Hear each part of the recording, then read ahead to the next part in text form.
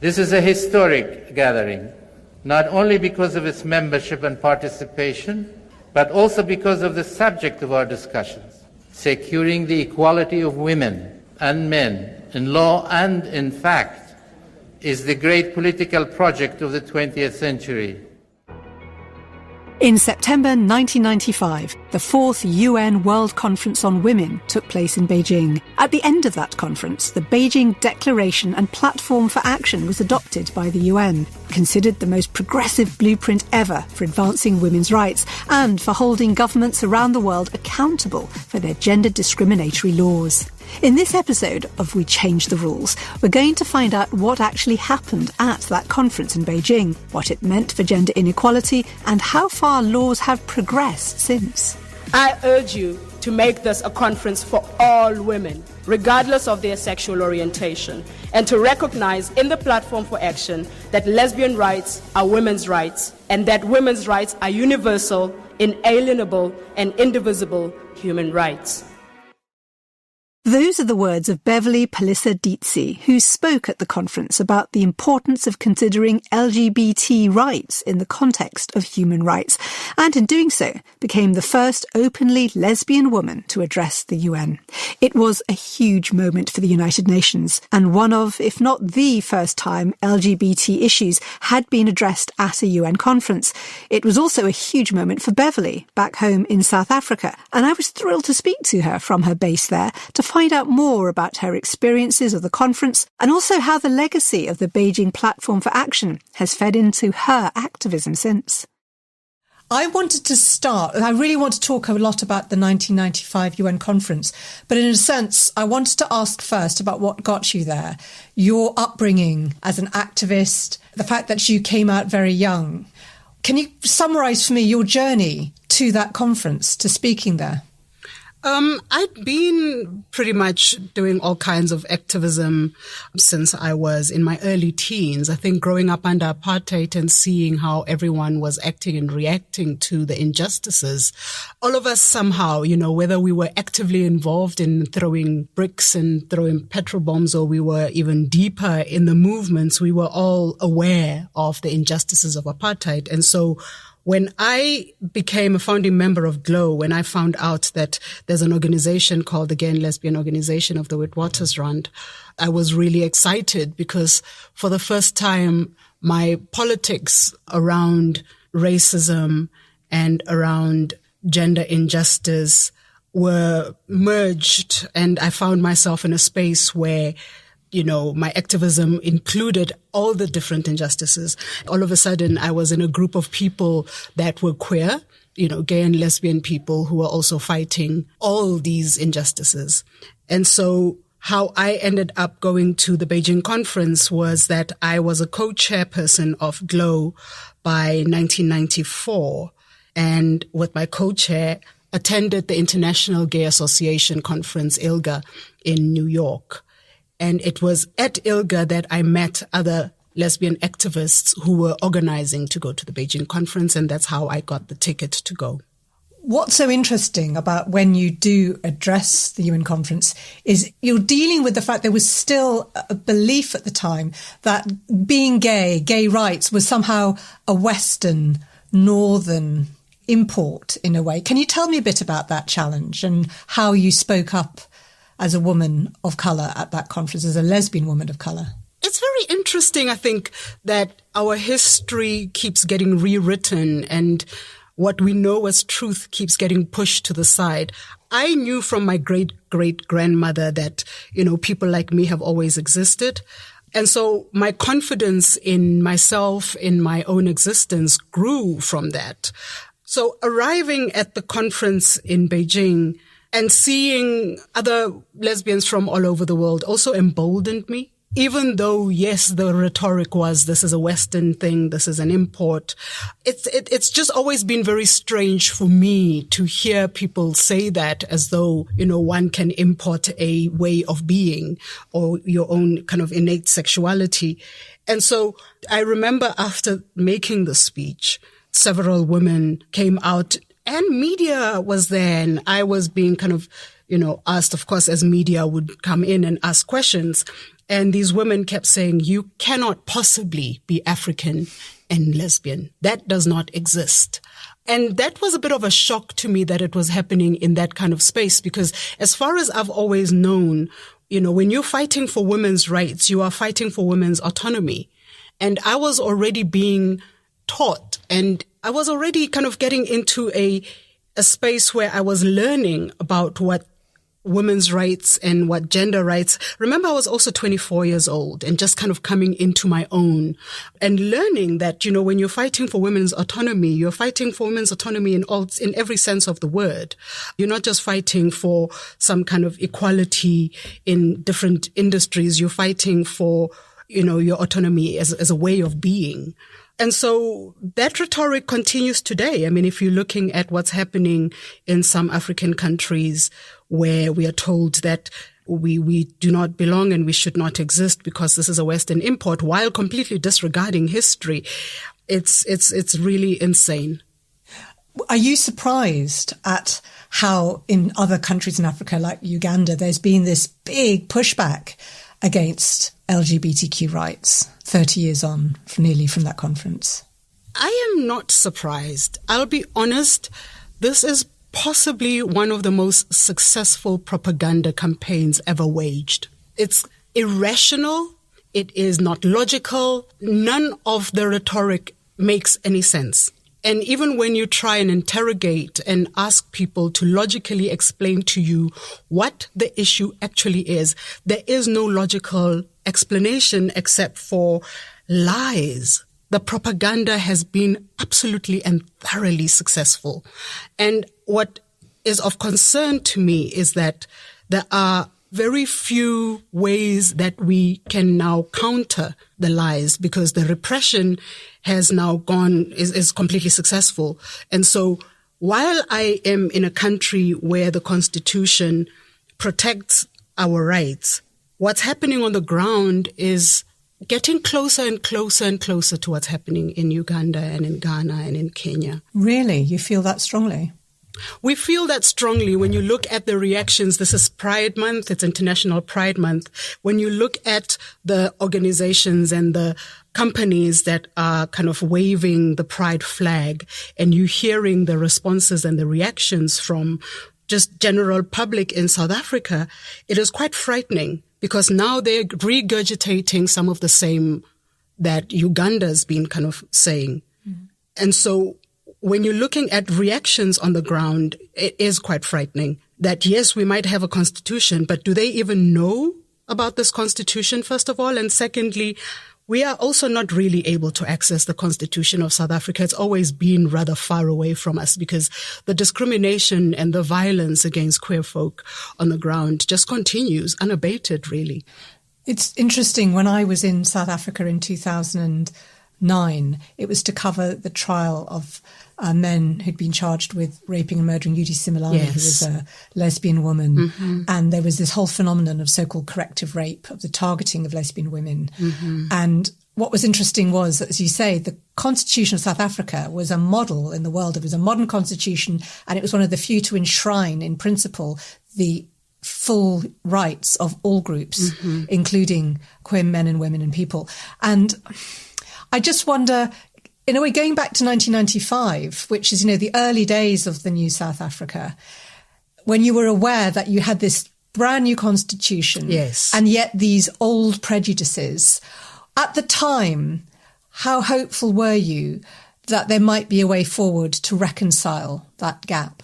So the new constitution was adopted in 1996. And so in 95, we were still heading towards this adoption, but we were in talks and in conversations with different sectors of society to, ensure that sexual orientation would make it into the Constitution.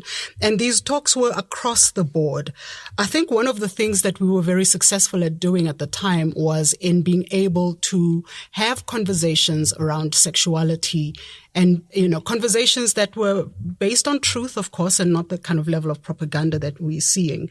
And we were successful at that because there were petitions and people needed to write letters to the constitutional writers. And so we were able to actually influence the rest of the general public in that way, because we made sure that we were all over the media. And of course, with Pride March having kind of started in 1990 as well, our visibility and the visibility campaign worked quite successfully. And so the hope that we had, I think it was just countrywide. The euphoria was countrywide. By 1995, we all saw a really bright future. Across race, across gender, across sexual orientation, we were all really hopeful. And we were headed, of course, in the right direction, because it was very clear that we had fought for freedom, and this is what freedom looked like. And I think we could map it at the time. Unfortunately, things started to go wrong rather quickly. And a lot of people would say that, it came from, some call it struggle fatigue. I know, for example, for myself, I wanted to live my life and was looking forward to my own future, whether in academia or in the arts as a filmmaker. And so a lot of us kind of moved, and that's many lessons to be learned. I think the world can take quite a few lessons from this, where we think that by having a constitution and having fought for our rights, we don't need to do anything else. Education is a continuous thing. And this is what we then began to find out and to learn, is that education does not stop. We needed to continue educating people. And the fact that we stopped educating people is where we are now, where I find that this is the danger we are in.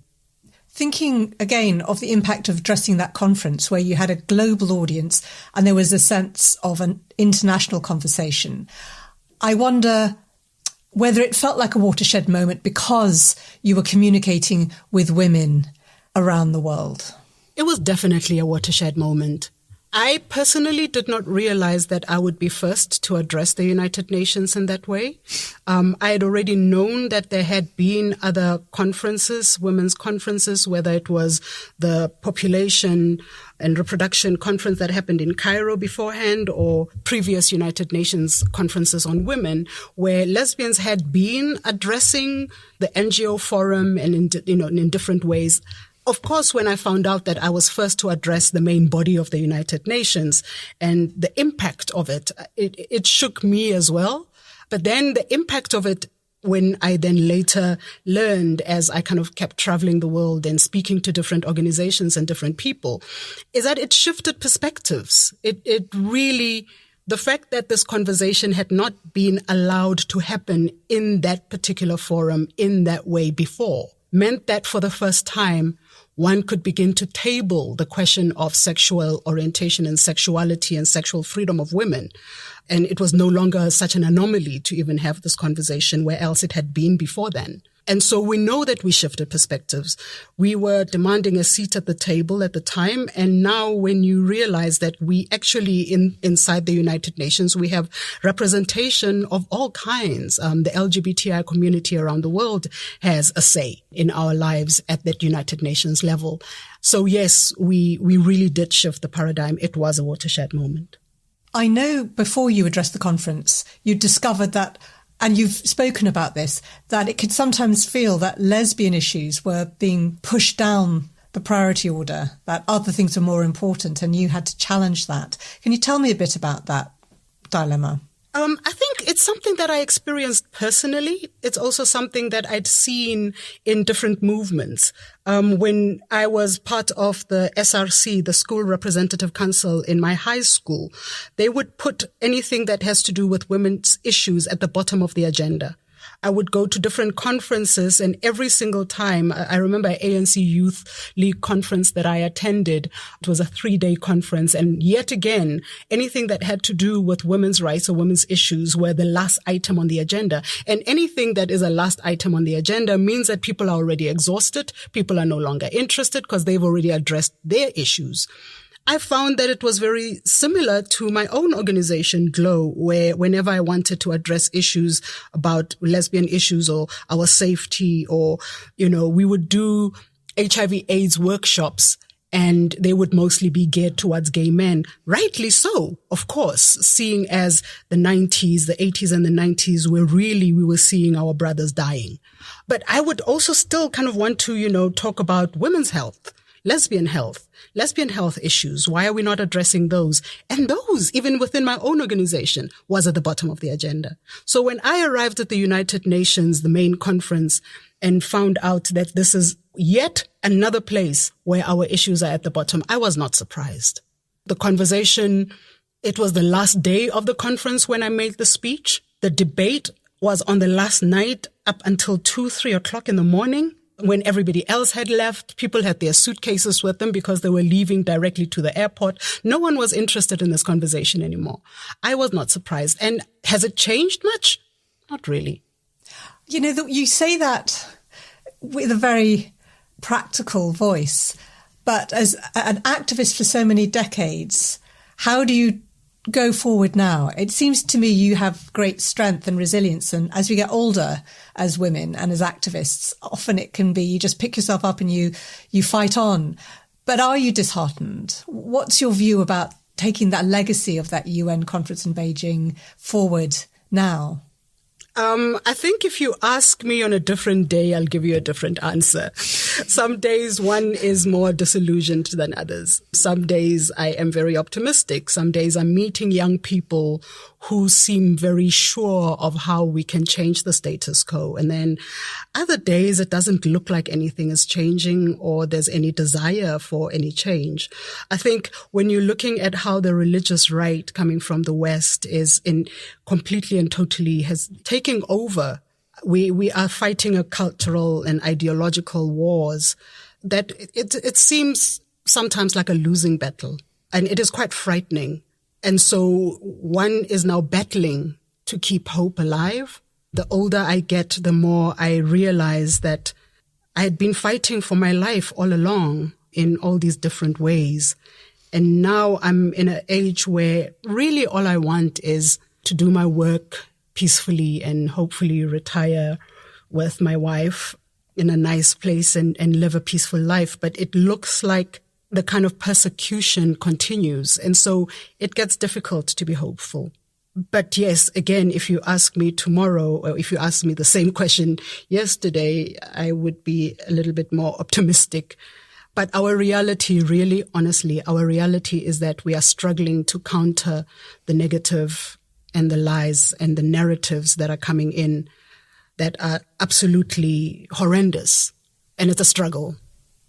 So give me the optimistic answer. What would you say to a young Beverley now who's embarking on her life as a lesbian woman, as a queer woman, and wants to be involved in the campaign for proper equality to be achieved in a country like South Africa?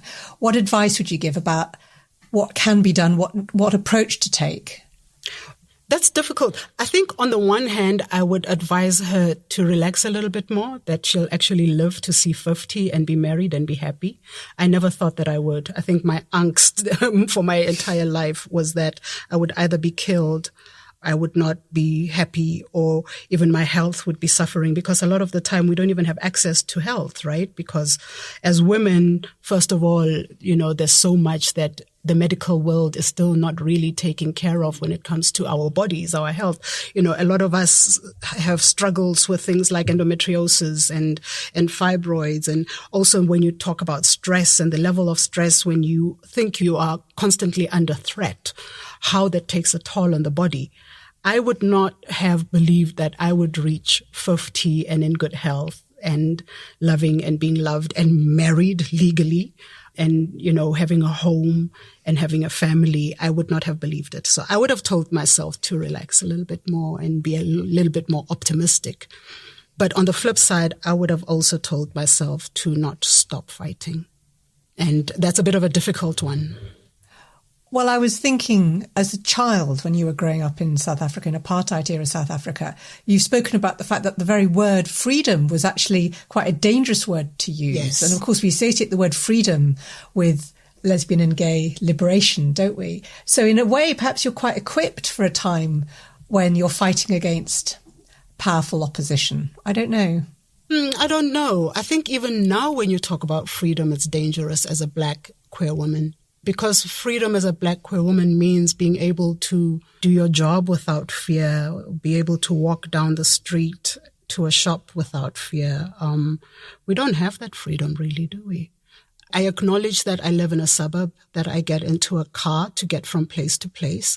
The rest of my siblings don't have that luxury. They still use public transport where, when you are presenting as masc, when you are presenting as two femme, where, whatever our presentation is it's dangerous to be in the streets on a regular basis. We are discriminated against in our workplaces, if we even get work.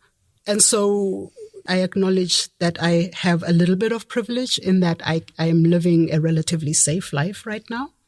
Freedom is still a dangerous word if you really look at the true sense of the word freedom. You said that so beautifully. I'm wondering, is there anything you wanted to say, particularly referring back to that Beijing conference and its legacy? Because we're kind of assessing, though nearly 30 years on. Is there anything you'd like to add that I didn't bring out? Well, I love talking about the fact that in 1995, there was so much solidarity with so many feminists from around the world.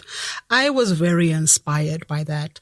If you look at images and video footage of that lesbian pride march that we had in Huairu in China, we had women from all walks of life.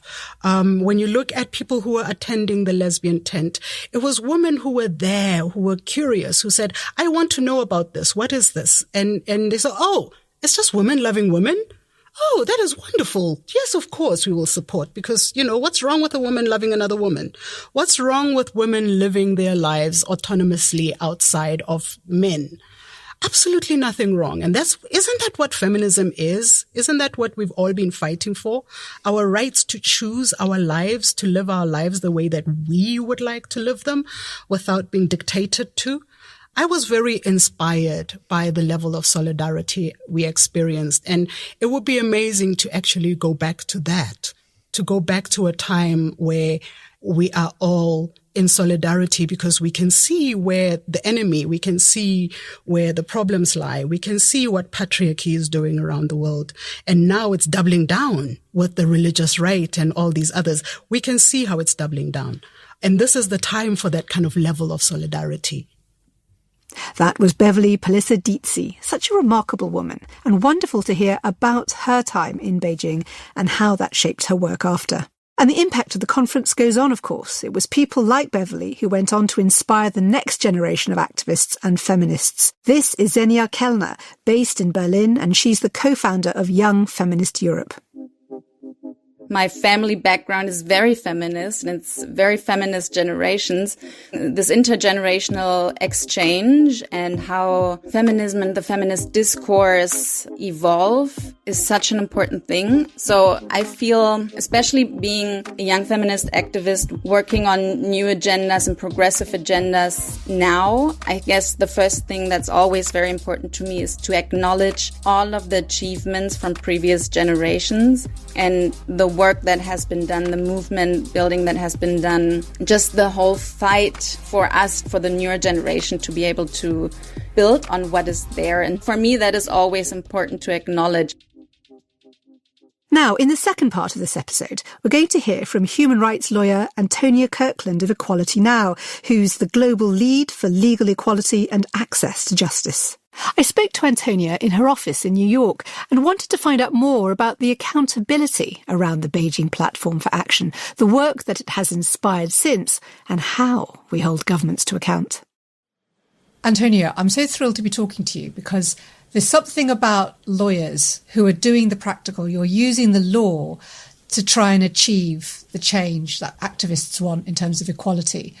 But also, you were instrumental at Beijing in 1995. And I can remember listening to the news coverage on PBS all the time. And I was a correspondent in Los Angeles at the time, and all the arguments and the passion. So it's remarkable to think we're kind of nearly 30 years on from it. Can you take me back to 1995? What were you doing and why was that such an important place and time? Yeah, so it was a seminal moment for women's rights because out of it came the Beijing Platform for Action, which is really a blueprint for how to advance women's rights. And our founders, Jessica Neuwirth and Navi Pillay and others, were there representing Equality Now. I hadn't yet joined the organization. I had just started grad school. But like you, from a distance, I was hearing amazing things, and it was such a moment of excitement. And I was studying gender studies, so of course I was interested from that perspective. But then we actually had somebody come and lecture to our class and tell us exactly what had happened, the thousands of women that participated in the non-governmental organization side of it, the forum, and what influence they had with the governments, which was amazing to hear and inspiring, really. What did you understand at the time had emerged? What were the kind of key decisions that were made at Beijing in 95? So really, with the influence of women's rights activists from all over the world, governments had to come together and agree 12 key areas that they needed to take action on to improve women and girls' lives. Everything from recognizing the human rights of women was the famous conference where Hillary Clinton said again, women's rights are human rights. There are other key areas like ending violence against women. We know that's still an issue today, but it was a real recognition that something needs to be done. Other areas like poverty, education. So really the whole kind of life spectrum of women and girls and how governments need to help them. What was really interesting about 95 was it seemed to join the dots about how, as you've suggested, economics and environmental issues and poverty were all inextricably tied to the status of women. And if women didn't have equality, then all these other issues would remain unanswered. How far was there a built-in system for accountability for governments as a result of that? And where are we now? Yeah, so the Beijing Platform for Action is not a formal UN treaty in the same way that the Convention on the Elimination of All Forms of Discrimination Against Women is, and other major international human rights treaties, like the International Covenant on Civil and Political Rights. So it's more of a loose agreement. There's no enforcement body or mechanism to get governments to say what they're doing or to hold them accountable in that way. But there is something called the Commission on the Status of Women that meets every March in New York for 2 weeks, and they look at how governments are doing, and every 5 years governments do sort of self-report on how they're actually living up to their promises and commitments made in this platform for action. And then every 5 years the UN General Assembly also takes a look at sort of the progress of the world and what's been happening. How has that Beijing Platform for Action played out in the work of Equality Now then?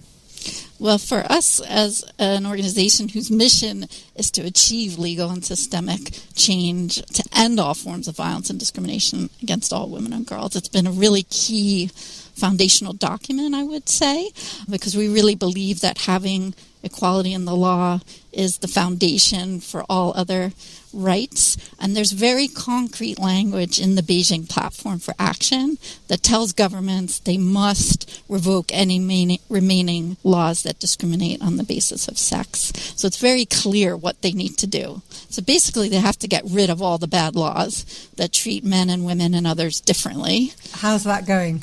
Well, surprisingly, in 2023, the World Bank has found that only 14 countries have full legal equality on the basis of sex. And in addition, there's countries like the United States that don't even have constitutional protections for women, girls, or anybody actually on the basis of sex or gender. So, yeah, there's some issues still to resolve. There's definitely a lot of amendments and repeals that need to happen in the national parliaments and legislatures. And if we want to speed up the process and not take 286 years, as UN Women has predicted it will, to get there to full legal equality, we really need to put pressure on governments to do their job. Do you have a view on how to apply that pressure? There's the Words and Deeds campaign, which is about the commitment that governments have made. Right, so that's really Equality Now's initiative with partners around the world to highlight the specific laws that need reforming as examples of what's still out there. It's not a comprehensive database, but it does give you a picture of all the kinds of discrimination that women and girls face, unfortunately, throughout their lifetime, whether it's having a different minimum age of marriage from boys, always lower, or, having discrimination in retirement age. So really from birth all the way through to death, women and girls are discriminated against in the law around the world. And then in terms of accountability, again, it's us advocating directly with governments, but there is something called the Universal Periodic Review, where governments can ask each other questions and put pressure on different points, including these kind of laws. So that's interesting as well, and something that we can use. We can write reports to the Human Rights Council and ask these kind of questions, to make those points and make recommendations on what those governments need to do to change their laws. You mentioned that there's 14 countries where things have gone well. Only.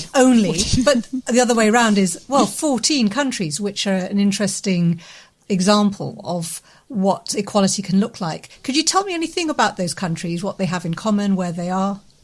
Well, that's an interesting question. I guess you probably wouldn't be surprised to know that there's many Scandinavian countries on that list. But countries like the United States, which holds itself out as a human rights defender, is not. So definitely there's work to do in every region.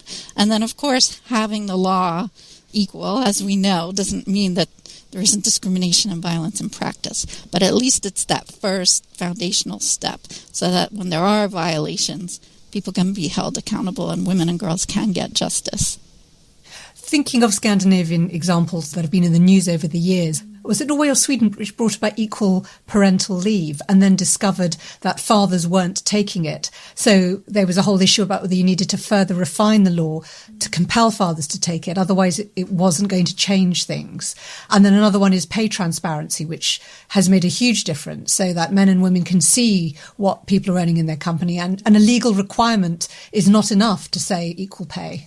But I just wondered culturally what is revealed by something like, for example, the parental leave law, where it wasn't enough to have a law, and what your view is as a lawyer about the difference between a law that seems in theory to advocate equality and the reality of it providing equality. I mean, the Equal Pay Act in the UK, as I know firsthand, in England and Wales, has not meant that people are paid equally. Exactly. So there really has to be a lot of awareness raising. It's about changing those social norms and the culture. So from an early age, you know that you are worth exactly the same, you should be paid the same, etc. So, having the law is one thing, but of course there's more we need to do to popularize that equality in the law. Another example is, I mentioned the United States doesn't have that constitutional equality. But I think if the U.S. did have that constitutional equality from a very young age, boys and girls and others would really learn that they are equal in the eyes of the highest law of the land. And that, I think, would influence that culture and those social norms and growing up knowing you're just as important as the other. The Equal Rights Amendment, it does keep cropping up in conversations throughout this series because, as you say, if it's not in the Constitution, then everything can be argued about. Right. And I think, having grown up here for the most part, the Constitution is this document that's held up in public school around the country as the law of the land, which it is, and it's really revered in the educational setting. So I think it would be so important to have that language that people can point to and say, yes, there really is equality. Can you give me some examples, Antonia, of laws that Equality Now has campaigned on that have been repealed and others perhaps that still remain to be tackled? So we've really campaigned on a variety of laws. As I was mentioning, there's so many areas of discrimination, whether it's economic, family, personal status like citizenship laws, but then there's also violence laws which directly discriminate as well, very explicitly. So there's laws still that perpetrator, a rapist, can marry their victim and then not face punishment or even prosecution. So we've helped with supporting partners on the ground to change some of those laws through these campaigns. So back in 2017, there was a whole raft of laws in the Middle East that changed in Lebanon, Jordan, and Tunisia, for example. And that was really a lot of pressure locally, regionally, and as well as internationally. So with UN bodies putting pressure on the government to change them. saying this is unacceptable in the 21st century to have these type of laws on the books.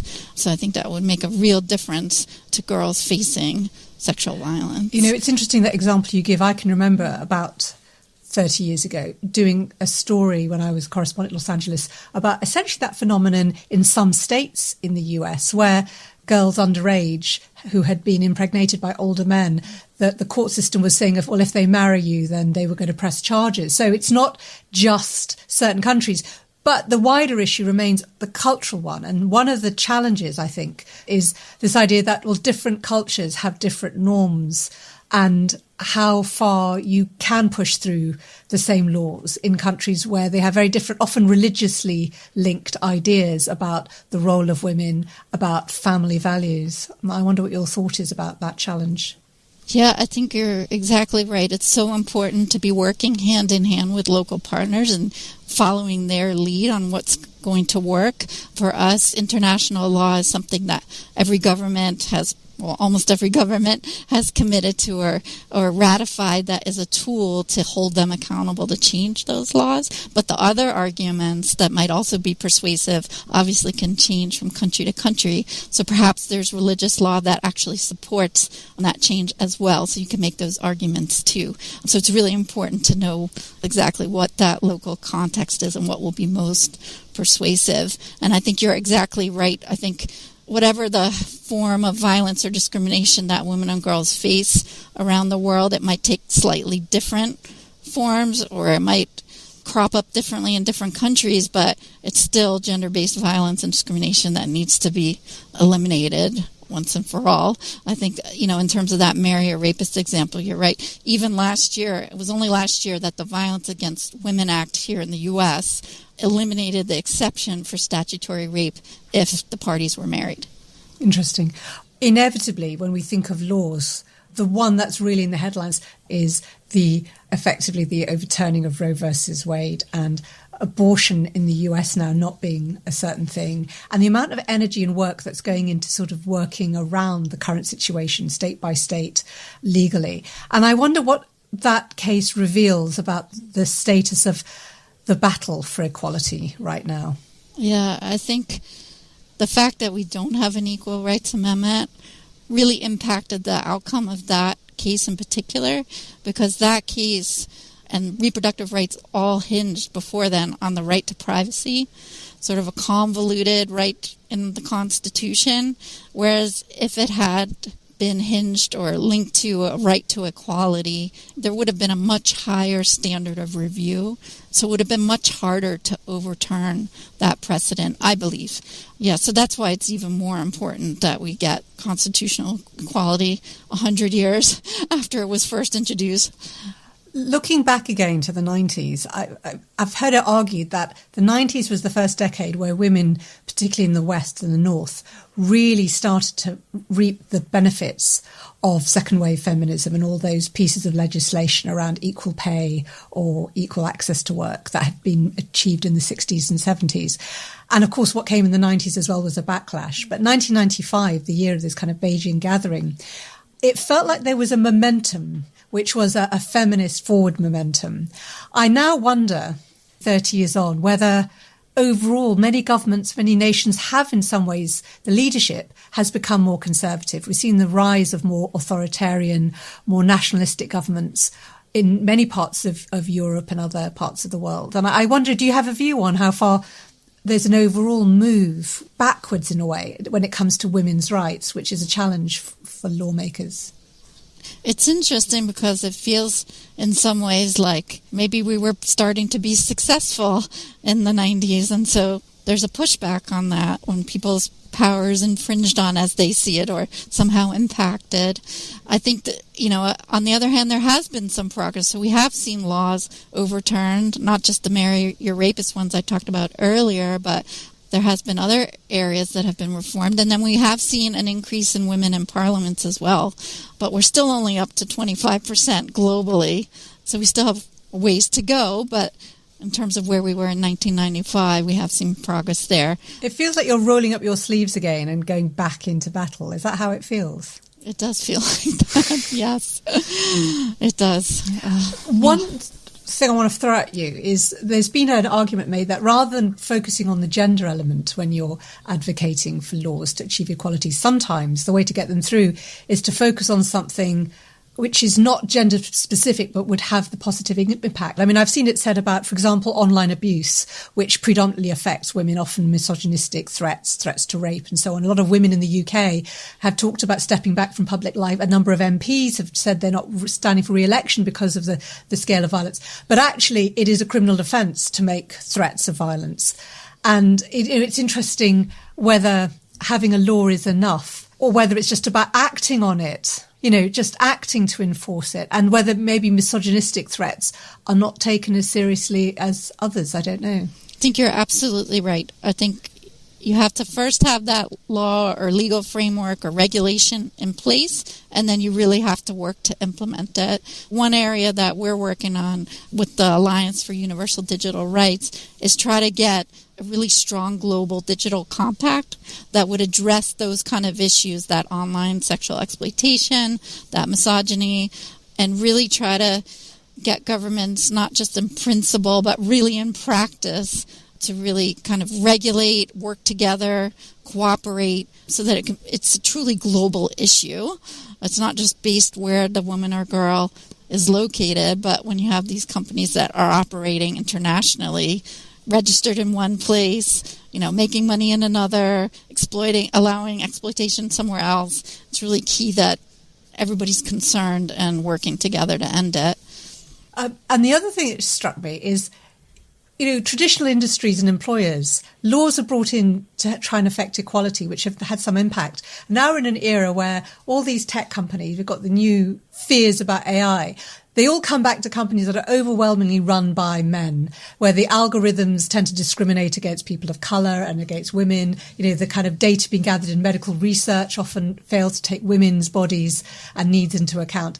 And so it feels like one set of employers is being replaced by another and a new set of technological challenges. As a human rights lawyer, how do you deal with that? Are we having to refight the same battle on employers? Or is it a different battle? No, I think you're exactly right. It's applying those principles of equality and non-discrimination in the digital world, the virtual world, and looking at those companies and starting from the very beginning. So girls have to be encouraged and given the opportunity to learn those skills, to become educated in that, and then to actually be employed. So it all starts from the very beginning of that fundamental principle of equality and non-discrimination.